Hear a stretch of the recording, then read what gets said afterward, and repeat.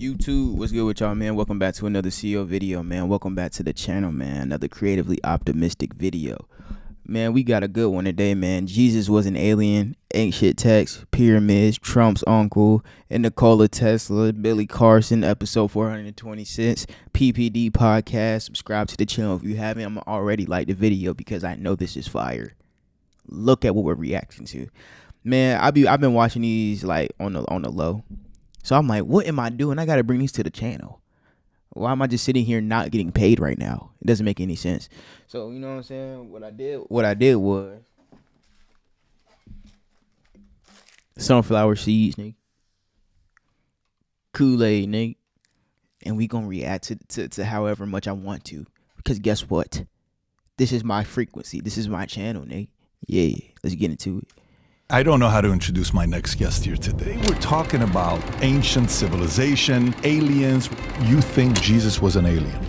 I think Jesus was half human, half alien, and I'll tell you why. Biblical text, also with the Torah, the Quran. Why are they saying the same? Listen, you got to have an open mind to look at this stuff, bro. You can't just be closed-minded, you feel me? This isn't for people who aren't CEO, basically. Identical things. And this is my CEO Shadow Man right here. I can't believe I keep forgetting about this nigga. He be chilling watching the videos with me. Sometimes he says stuff, sometimes he doesn't. It's all up to him. He's his own separate person, alter ego, everything like that, man. Ancient tablets. We keep slapping our ancient ancestors in the face, doubting their wisdom and doubting their understanding of what really happened when they left the proof and the evidence right for us. As a matter of fact, the thing that brought down the UFO, the famous UFO from 1947 in New Mexico, most likely engineered or reverse engineered from Nikola Tesla's documents. Everything that's been done has already been done before. To have so many moving pieces, you have to be a real mastermind, and they are. The ultimate order came from George Bush Sr. They are creating a breakaway civilization on Mars. In these anomalies, these are out-of-place objects, things that shouldn't be where they are. The most anomalies appear on Mars. I realized one thing. This is what's changed my whole life.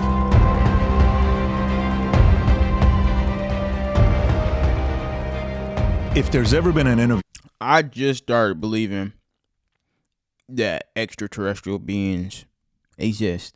Because I'm not just going to believe what I hear, bro. I got to go into it, you know what I'm saying? But Billy Carson makes so much sense, bro. you're going to go on a roller coaster ride. 1 minute we're talking about Jesus maybe an alien. Another minute we're talking about Eisenhower, the secret meeting he had while he's on vacation to step out and go meet with a couple aliens to negotiate on behalf of the country that we're going to give up our nuclear weapons because you're going to give back to us on some incredible technology that you have. And then what Eisenhower's daughter revealed to Billy Carson at an event that he shared for the first time on the podcast here. We're getting some top secret information, people. This is forbidden. This is forbidden knowledge. I can't even talk. This is forbidden knowledge, bro. We're not supposed to know this. Thank you. You thank me by hitting the like button for bringing this to your attention.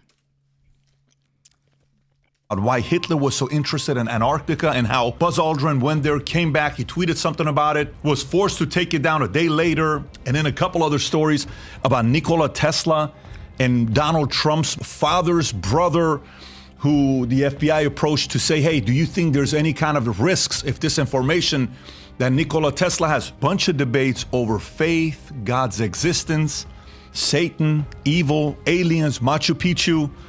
You're going to listen to a lot of these stories and you're going to say, I don't know if I believe him or not. You're going to have a percentage. You're going to say, I think I believe 90% of what he has. Bro, you have to believe it. Now, listen to me. No one believes.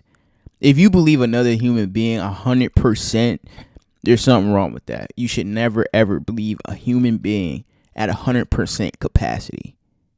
That's already off. You know what I'm saying?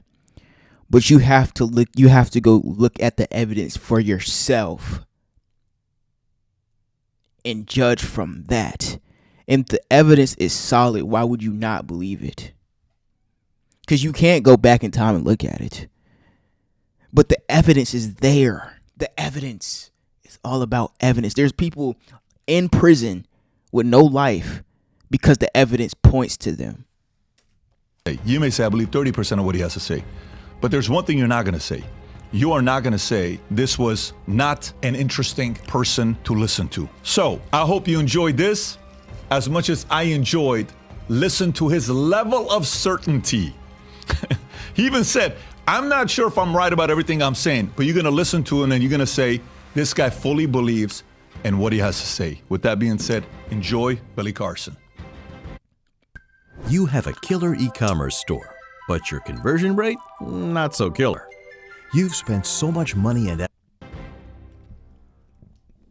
30 seconds. Did you ever think you would make it? I feel I'm so close I could take sweet victory. I know this life. Ancient civilization. I'm the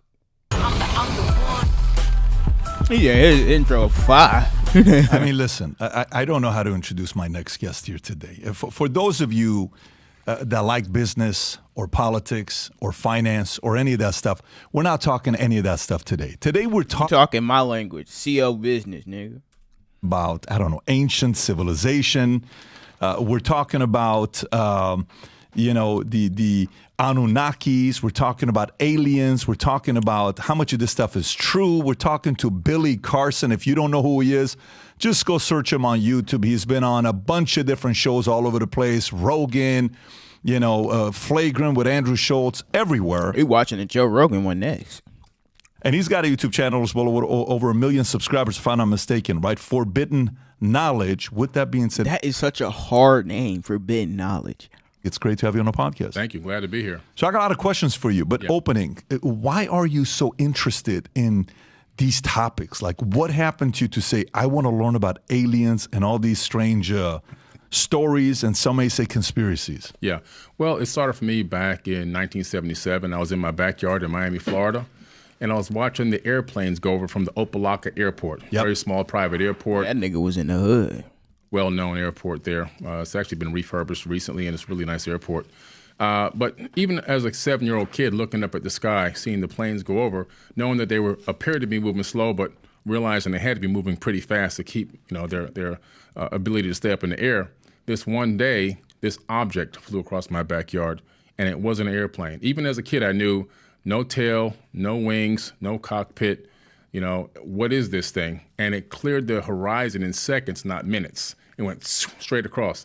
Then it came back and it stopped, completely silent. It was a little bit more elongated than an egg, but shorter than a cigar, glowing metal. And then it just took off. I mean, disappeared instantly. I ran in the house. I told my mom. I was running around the house. Bro, I thought I spit the seed in the cup. I can't believe what I just saw. Pause.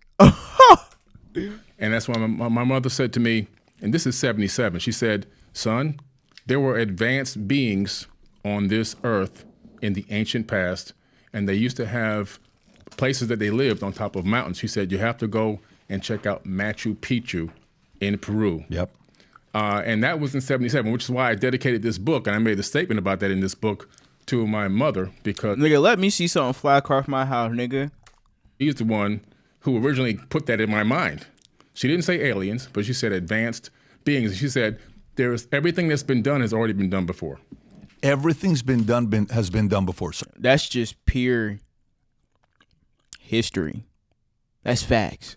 At this point, you're 6 years old, right? 7. 7 years old. Okay. And your mom, what did your mom do for a living to tell you what she told you? My mom was a housewife and delivered newspapers from time to time with my dad. They were delivering newspaper people. What was she interested in? It was what? Newspapers sometimes. My dad. They were delivering newspaper people. Delivering newspaper people. Oh my gosh. Y'all had it bad. What was she interested in?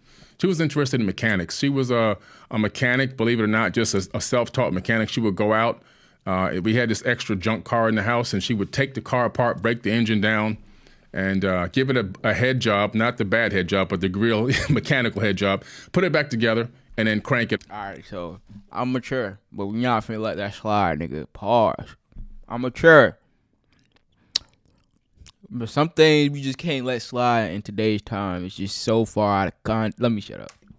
And then when my dad was a shade tree mechanic to make money on the side, and every time he got stumbled with what to fix or how to fix a situation or a problem with a car, she would come out, diagnose it, and tell him exactly what to do to fix it. She was kind of a genius in mechanics. If we lined up 1,000 mothers, okay, Yeah. whose 7-year-old son would run in saying, Mom, I just saw this. Yeah. I think only one of them would probably say everything that you're seeing now has been done before. There's ancient civilization. Go to Machu Picchu. Yeah. Why did she say that? Did she read certain things? Was she somebody that followed certain stories? Where was her mind at? Did she have someone that influenced her? What caused her to say that? Well, you got to remember, this is pre-internet, pre-cable TV. That's why I'm asking. Pre-cell phone, pre-everything. Right. No influence of Nickelodeon on TV, no alien shows really at that time, except for probably Star Wars was probably out by then. But when my aunt died about 5 years ago now, 4.5 years ago, Yeah. my aunt died, who was her close sister. She talked to me when she was on her deathbed, dying in England from cancer. A tumor underneath her arm had spread. And she told me, there's something I got to tell you before I pass away, that your mother and I were engaged by some advanced beings when we were little kids in St. Thomas, Virgin.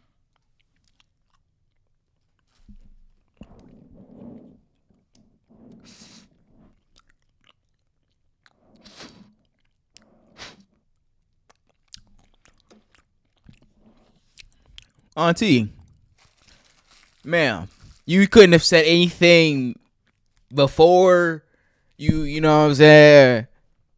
You knew this the whole time? And we lost time, and they took us away, and then they brought us back.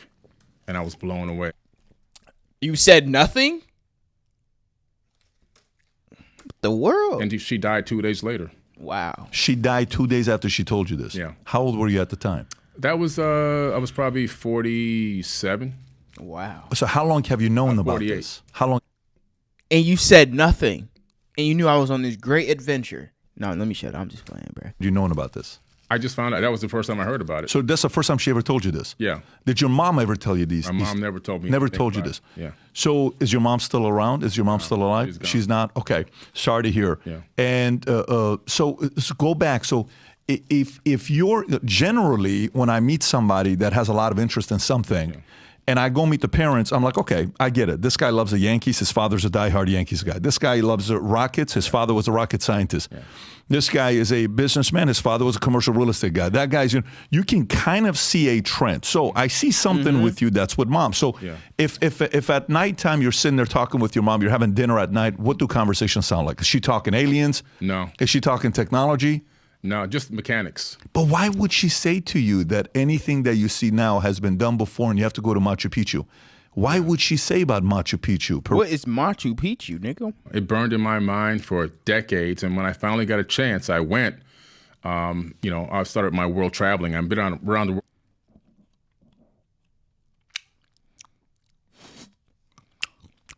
Machu Picchu is a 15th century located in eastern continent of southern Peru. 100 meter down mountain range on her and the lost city of the Incas, whatever that is. The most familiar icon of the Inca Empire. Located in Machu Picchu district, which is 80 kilometers in the middle of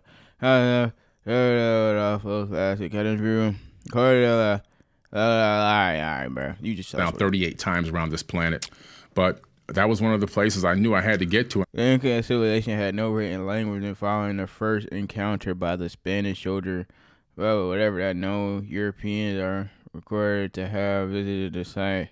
As far as the historical knowledge, to the blah blah blah. All right, whatever. Though. Finally got there, and that's why I dedicated the book to my mom. You've been around the world 38 times. Yeah, 38. 38 times. Yeah. Wow. Okay. So you go to Machu Picchu, and what experiences do you have at Machu Picchu? Do you go from the bottom where you're trying to coca leaves and work your way all the way up? You stay at the hotel, you're not the hotel, whatever those areas you're calling. Yeah. Did you have any kind of unique experience when you were up there? No unique experience. I mean, I got there, right at the airport, they want to give you the coca leaves as soon as you land. Immediately. Here, they give it to you in Miami when you land. Over there, it's a different kind. That's right. It's not the leaves here, though. So I didn't take the leaves, just because my father was a drug addict and an alcoholic.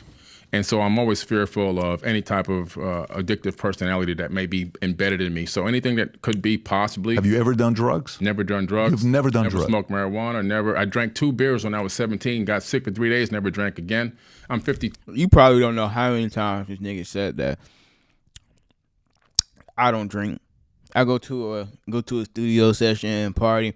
You want a drink, bro? You want a beer? No. Look at me like I'm stupid. Yeah, I gotta explain it. I've never been drunk before. Going on 53 now. I'll be 53 in September. Have you ever done ayahuasca? Have you ever done any of these No psychedelics? ayahuasca, no mushrooms. Nothing. Zero. Okay, so it's not like you had these moments because you were on something. Yeah. That's very important to qualify that. Okay. Yeah. All right. So This nigga be getting.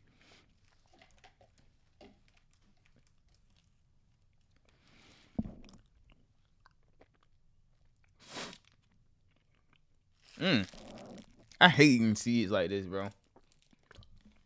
But it's the only snack I can eat when I don't feel fat. But this nigga Patrick be going into the smallest intricacies. He be like, so that is very valuable to remember. It is, though. go to Machu Picchu. That's why his podcast is #1. Regular trip. Nothing crazy happens. Yeah. You come back. It's just, did you say, why did my mom tell me to go to Machu Picchu? Nothing really happened here. I'm researching the structures. Yeah. You know, so as you go to Machu Picchu and the surrounding region, Ollantaytambo, Sacsayhuaman, and all these other places, you begin to see megalithic stones. Can you pull up the pictures? Because it's one of the most beautiful, lost cities in the world. On the list of lost cities, I think it's #1. And Yeah. maybe Grande Jaguar in Tikal in Guatemala is one of them. There's a few of them, but this is one. Just go to images, Rob. It's beautiful. Tikal is amazing. Tikal is amazing, yes. And so Machu Picchu struck me because Xbox Pro is the fastest and easiest way to get pro vocal mixes like this. Visceral, it's physical. I like to know what's good. Hey, First of all, it's a very arid place. When you talk about the ability to build an entire sustainable civilization that high up, 11, 12,000 feet above sea. I've seen this before. It's in that ninja movie. If y'all know what I'm talking about. Interesting. Lack of oxygen, to be able to learn how to build those plateaus and cultivate quinoa, but you also need other food as well. It's just very hard. No, Patrick is tough with the podcast. Nigga can give us visuals and everything. If you don't really understand what you're doing or how to work the land properly. These people had learned and mastered how to work the land in this very dry, arid place. And what's interesting is a lot of those mountains that are surrounding Machu Picchu, when you're there in person, you begin to look at them, you begin to see that way high up, there's carvings in the sides of the mountain's faces that have been carved. The locals say that these are the beings that came down from the heavens that helped build this fortress. All right, so that's pretty amazing. That looks scary, bro. There's a lot of faces carved all throughout the area. And then, at Ollantaytambo, when you look at the gigantic stones,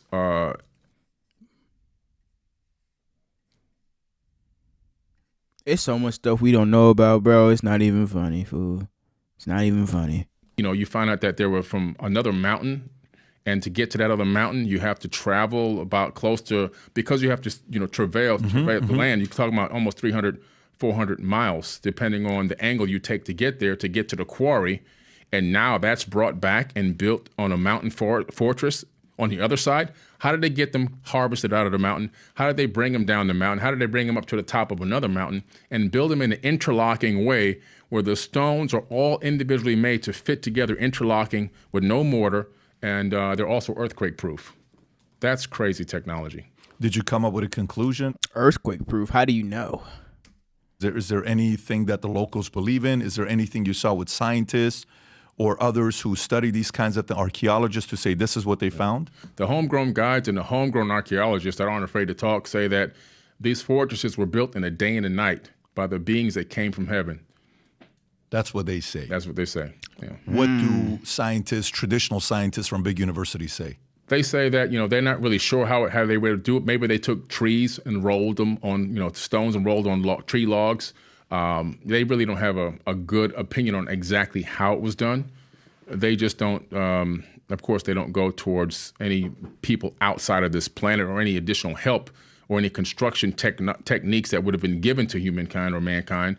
They just try to say, well, we're not really sure how it was done, but it was probably humans. So, okay, so that's interesting. When it comes down to the pyramid in Egypt, right? Let's be 100 though.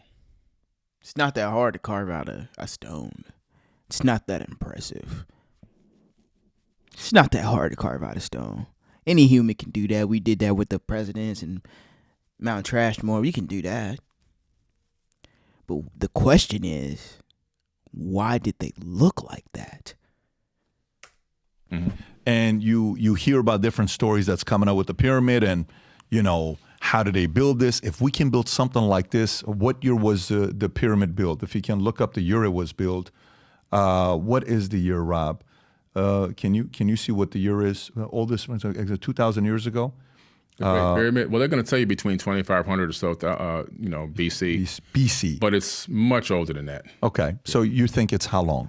At least 36,000 years. At least 36,000. Yeah. So to have that kind of advanced technology to lift these stones, Rob, see how much these things weigh. Did the people lift these? Did they have technologies? Did they levitate? Did they use 0-point energy? What did they use to be able to lift these massive stones? With the Great Pyramid, you're talking about over 2 million stones. And people think that they're cookie cutter stones that were created. And they come up with a lot of different theories of a mud ramp. But the mud ramp theory, you would need more mud than the mass of the pyramid itself to do a mud ramp. Didn't work that way. Rolling on between 2.3 and 2.5 metric tons. Wow. logs, again, a farce. Each stone is The largest stones weighing up to 80 tons. fool. individually cut to fit specifically in the location that it's at. So each one of those stones on the Great Pyramid, although they look from a distance or from a photo on Google almost identical, when you're standing there like I was, you can see that each stone is an interlocking stone made specifically for the exact location it was dropped into, which means that you can't have a cookie cutter system where you create 2 million stones and just start dropping them into place every few minutes. You Make it make sense, bro. You come up with a better theory. He just did, and he just looked up how much they weigh. You come up with a different theory and prove this wrong. Because from here on out, this makes perfect sense to me.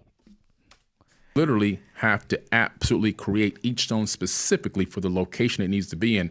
Imagine getting a stone halfway up that structure and then finding out you didn't cut it right or it doesn't fit. This makes perfect sense to me, and I am so open to hear any other perspectives.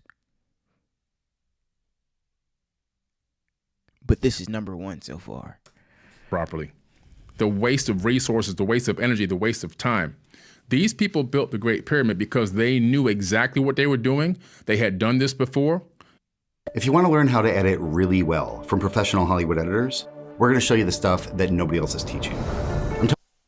And they had the blueprint on exactly how it was to be accomplished. They had foreknowledge it would be successful. How do you know that?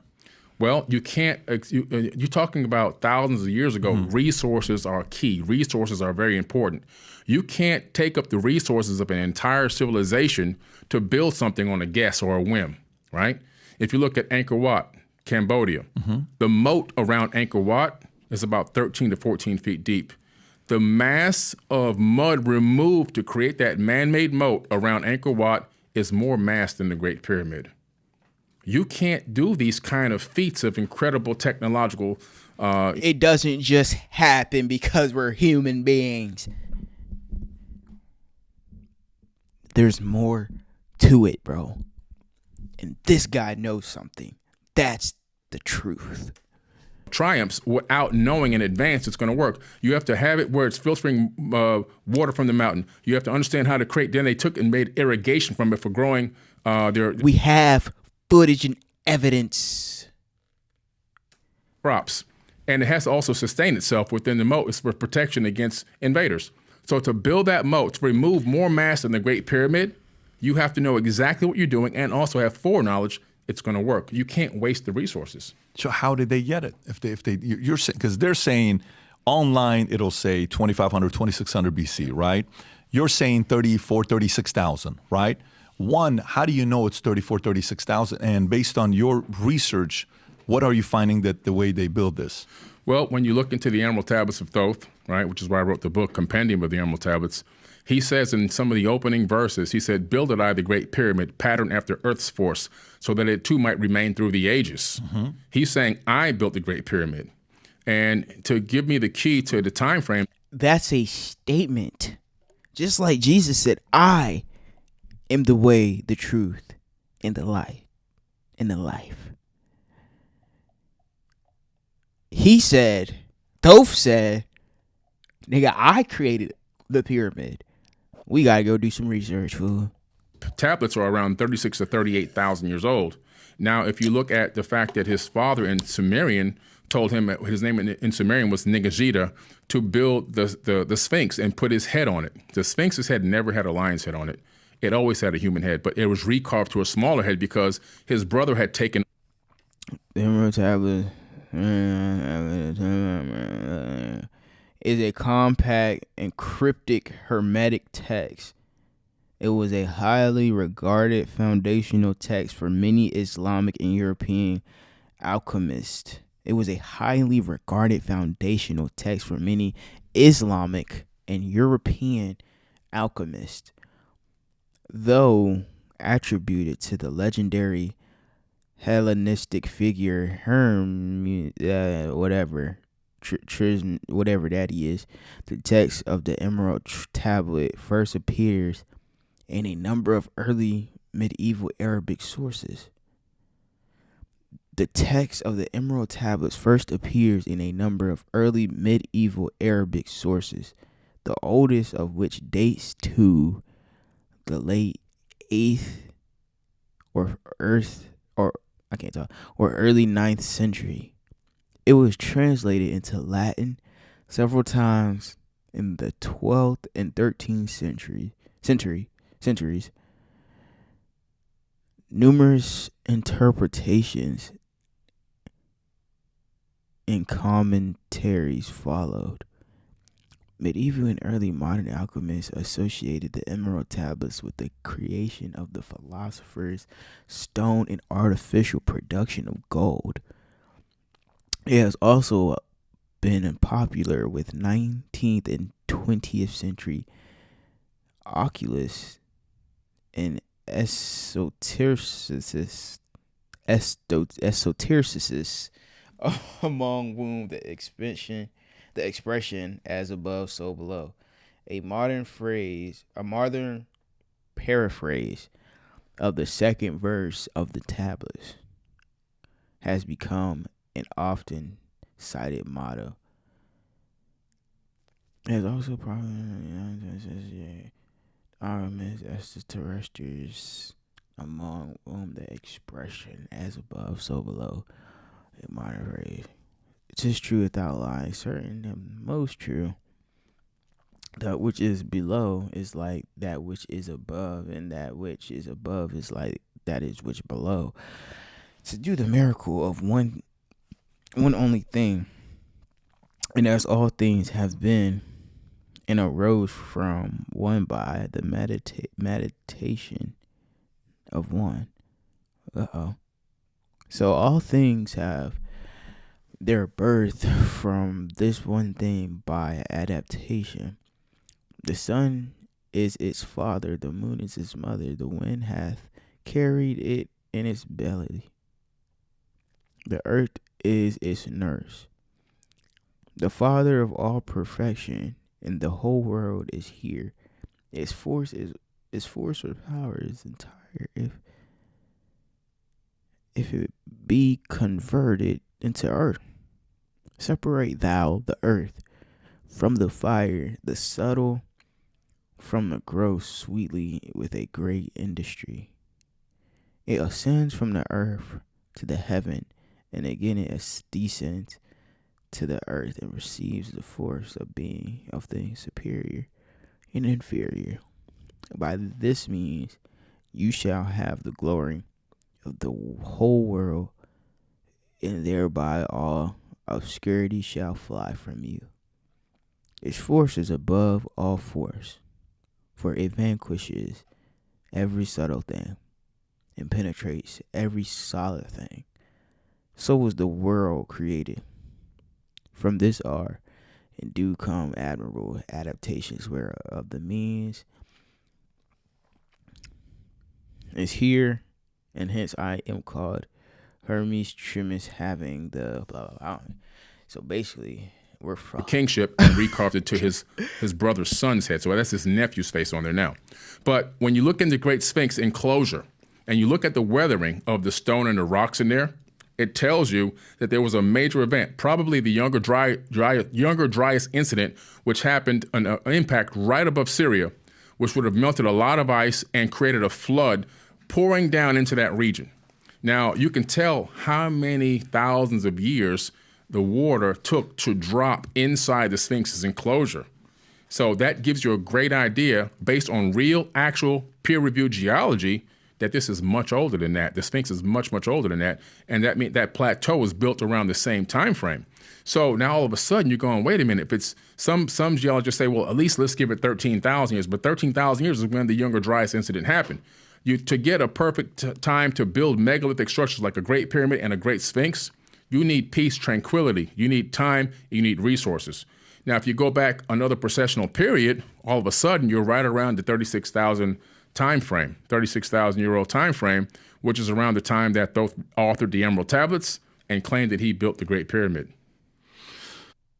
Anyone with $10,000 or more in credit card debt or personal loans may qualify for help from National Debt Relief. Minimum pay. Who disagrees with you? A lot of people disagree, but a lot of people a great question. That is a very good question, Pat. That's what I'm talking about. agree. Who was the most qualified expert, scientist, researcher, archaeologist who agrees with you? I would say Robert Schoch agrees not on the 36,000 year. He goes back to about 13,000 years. He's pushed the limit. This is a professor at Stanford, I believe. Stanford, yeah. And he's pushed the limit back. Yeah, Dr. Robert Schoch. He's pushed the limit back to about 13,000. Whoever is looking up this stuff is on top of it. His counterpart, Anthony West, who died unfortunately recently, pushes it back to about 36,000 years. But he passed away just a few years ago. Just from, he got old. But they were partners, and they kind of clashed a little bit on it. One went back 13, another one went back. John Anthony West went back about 36,000 years. So he was an archaeologist. His time frame aligned directly with my time frame, based on almost the same exact hypothesis, dealing with this impact incident that happened that would have pushed this creation back much further back than what we assume. And also, he did the work. Professor Robert Schoch did the work on the geology of the Sphinx enclosure, proving it's much older than what they claim in mainstream. So, obviously, one may watch you, and Billy, when I watch you, I'm like, this guy is boom. Okay, your level of certainty in you, you're very confident in the answers you're given, right? And there are certain people that can communicate that way, that they have the level of confidence, and then one can go do the No. Billy is being blunt. He stated that plenty of times. Research and due diligence, and say, well, he's full of it, or he's right. Well, I had no clue. He's right about all this other stuff. But there's generally two schools of thought, okay? One is people who believe the establishment is hiding information from them. Mm-hmm. They believe the establishment doesn't want them to know everything because they think it's not good for them, okay? God forbid if you average human beings, you can't handle this kind of information because you're not at the level of intellectual, knowledge that we have, okay? There's a big community. You can call them anti-establishment. You can call them folks that are curious. You can call them, whatever you want to call them. Then the other side is folks who are part of the $200,000 to $300,000 community. Mm-hmm. They went to the right schools, they paid for a certificate, they follow the rules, and they go to school. And to them, they're the people they look up to are professors with fancy degrees. And if they he's saying high, mid, and low class can't figure this out, who are you? Right. Because I asked a couple people about you, and I'm like, listen, this guy, the way he talks, it's very crystal. Yeah. Background. I think you took you went to Harvard for a specific course, if I'm not mistaken. Bro went to Harvard? God damn. Something with MIT. Yeah. What background MIT, do you have God damn. for one to say, no, man, this guy's got a lot of credibility to speak on these topics? What would you say to that? My biggest background is my passport stamps. That's number one. I mean, traveling around the world, dozens of times to visit with ancient indigenous wisdom keepers, homegrown archaeologists, homegrown guides, going out in the field. It's videos of me at all these ancient sites, me, myself, which is very rare, on my own funding, my own money, no loans, no backers, no sponsors, spending and risking it all to get out there and find out for myself in person, Thank you, Billy. We needed you, bro. Somebody had to do it. own research and put together the pieces of the puzzle. The second thing, I mean, obviously, somebody just for, had to do it. I'm an author, and you know, I've authored now 4 books. Epic of Humanity became #1 in encyclopedias at one point on Amazon, and also #1 in Mesopotamian history, #1 in Assyrian history. So there's some credibility. #1 in ancient history at one point. I don't know what it is now, but I bet it's still in the top 10. Nigga, I'm reading all 40s. The Epic of Humanity, Emerald Tablets. Woke doesn't mean broke. Fractal, holographic universe, the Matrix code revealed. Oh yeah, we're getting into that, brother. We're getting into that. Of those categories. So somebody thinks I'm an expert out there. As far as MIT, I took classes to get certified in applied neuroscience, which I did, and then I took classes at Harvard to get a certificate in ancient civilizations. You know, so we have to go. We have to read these books. If you don't think this is credible, you're stupid. Yes, I said that. I did. I put the work in. I put the time in, and like I said, my biggest credibility is my passport. A lot of people talk a lot of stuff, but they don't have any passport stamps.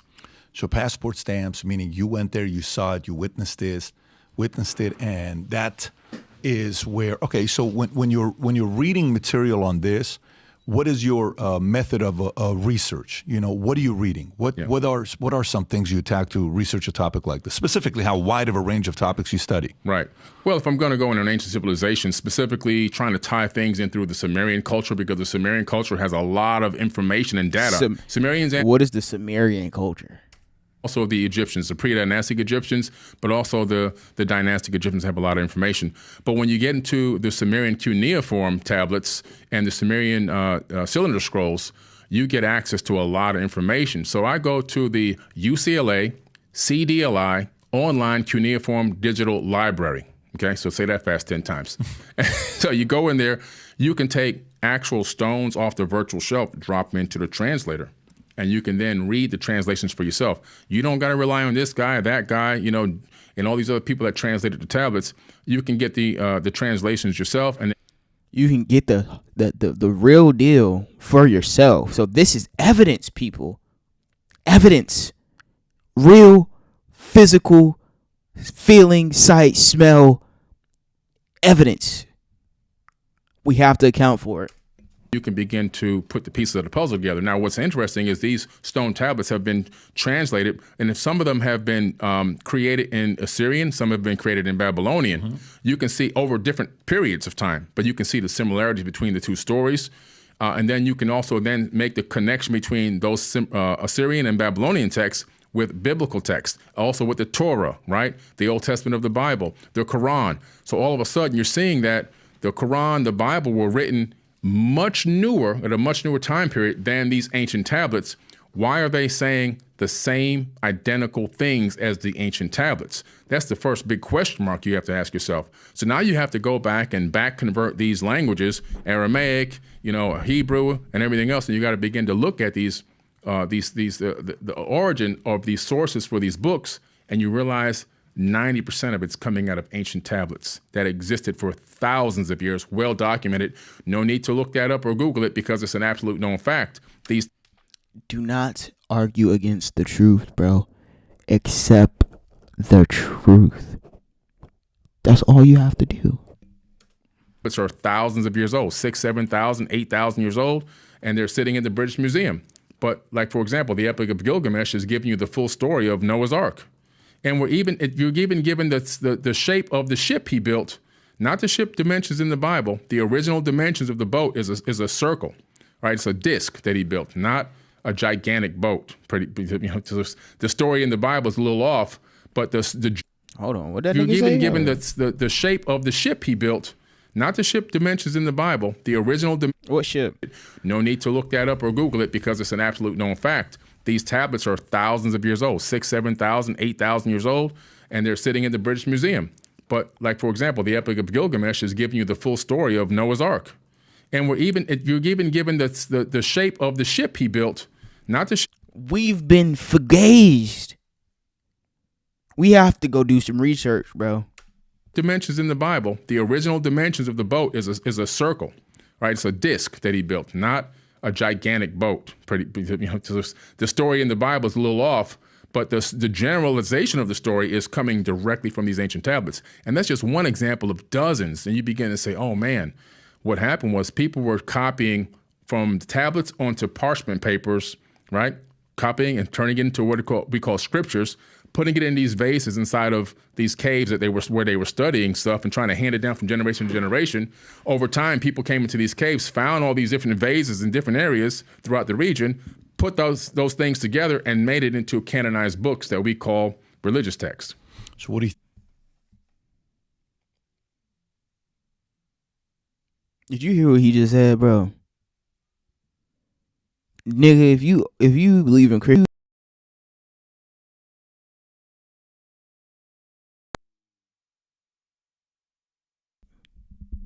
you better second guess it right now, bro. Yeah, I said it. You better second guess it right now. And if you don't, do you truly have wisdom? Do you truly have knowledge? I just want you to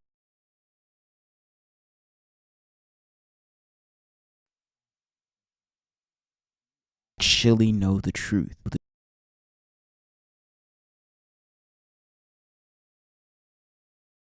about the Bible?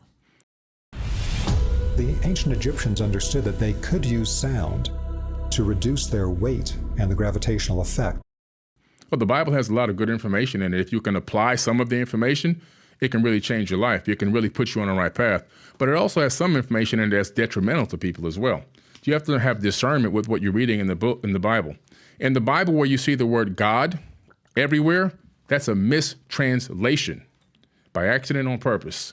The original word is gods with an S. It's always with an S. When you back engineer the actual word, the translations, you find out it's gods, not God singular. Elohim is also a plural term. It's not a singular term. And you also discover that Yahweh is actually Enlil from the Sumerian cuneiform pantheon, from the Sumerian cuneiform text. He's Enlil. It becomes Yahweh in the biblical text. And there's all these correlations between the different ancient characters from the Sumerian text end up in the biblical text. And you find out in the book of Deuteronomy that these gods are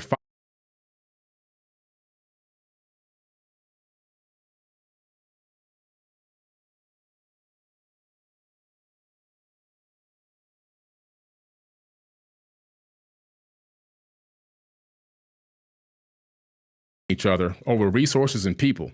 So if you read, anyone who reads the book of Deuteronomy begins to realize this probably isn't the creator of the universe that wrote this. When God tells people, God is supposed to be all-knowing, all-loving, ain't he the same all the time? Then all of a sudden, you read in the book of Deuteronomy and he's saying, there's one person in this city that doesn't like me. I want you guys to go over there. Now, keep in mind, they've never met these people.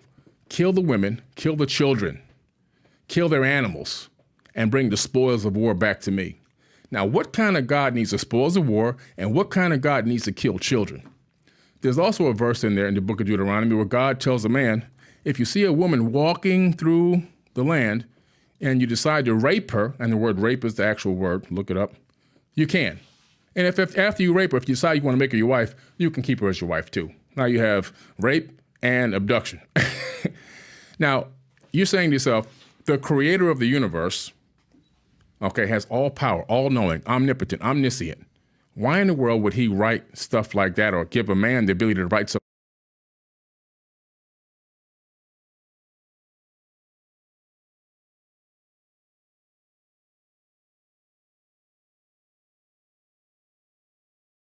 To put in this book. In some cases,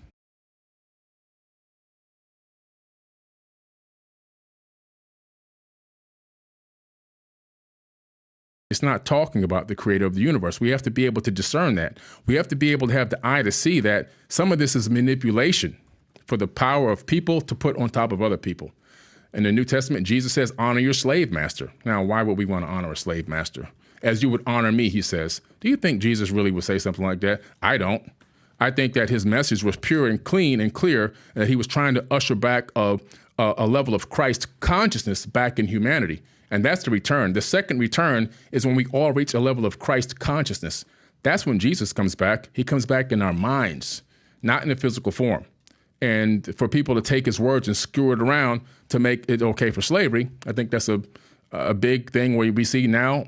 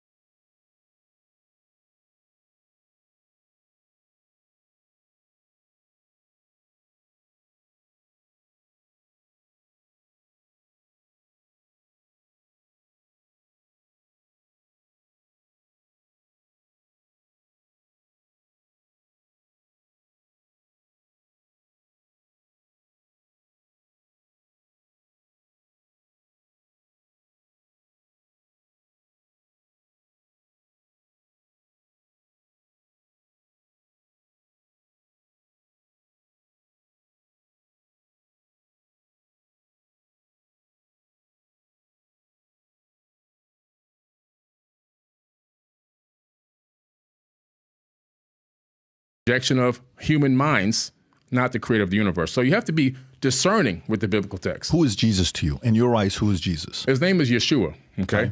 Jesus is, first the J is a recent letter. The J is not that old. So it really was originally Isus, and that name Isus means hail Zeus, okay? So you're calling on Zeus when you say Jesus, one of the Sumerian people who converted over to the Greek gods. But when his name is Yeshua, and so Yeshua to me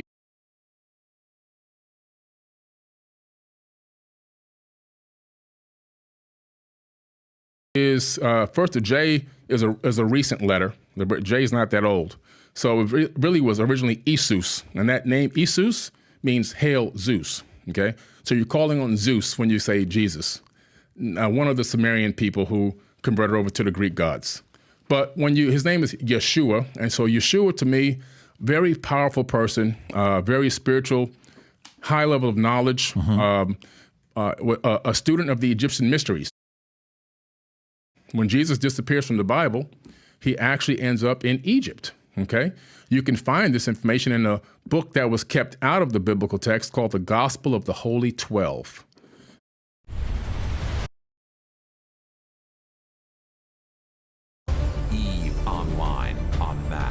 Immerses you in a universe without. And in the Gospel of the Holy 12, he shows up in Egypt. And we know that's a fact because I take people on tour every year to Egypt, and I take them to the house that Jesus lived in. It's a crypt. It's actually worship. People come there to see that bed that he laid in every single year. When I take people there, we take them straight there. And we know the path that he traveled throughout Egypt because it's a huge sign outside that Coptic church where he lived that shows where he went. Now, when he was in Egypt, what did he go there for? To learn the Egyptian mysteries. Who taught the Egyptian mysteries? Thoth, the Atlantic.